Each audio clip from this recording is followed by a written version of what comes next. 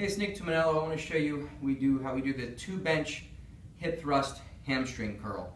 Now, normally we'd have 2 benches running parallel, but this is the craziest designed bench I've ever seen.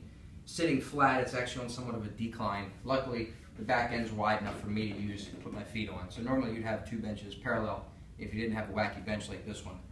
So here is the way most people do the 2-bench hip thrust. Some people just call this a regular hip thrust.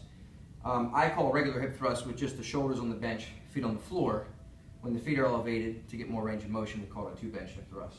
So the difference is in the foot position for what we're looking for in order to bring in more of a hamstring curl aspect of things. So the way I see this done most of the time in the basic hip thrust is the feet are positioned kind of in the front of the bench, so they'd be more in the corner of the bench, almost like you were going to push the bench away from you.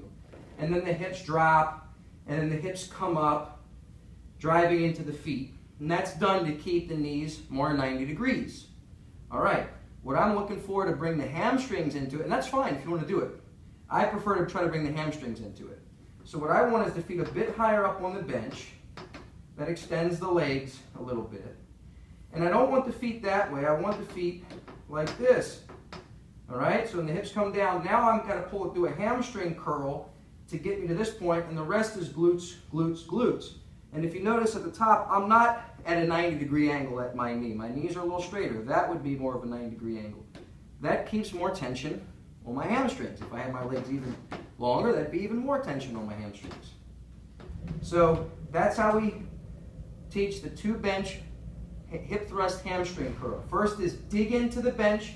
It's mostly coming from here, my hamstrings. And then as I get up, these start to do more of an isometric, and then the hips start going into that last end range extension. And you do feel the difference when you put this into action with your feet like that. So it's heels at the top of the bench, dig them in, versus midfoot at the front of the bench where you lift and then try to flatten your feet, which is more like you would do with your feet on the floor.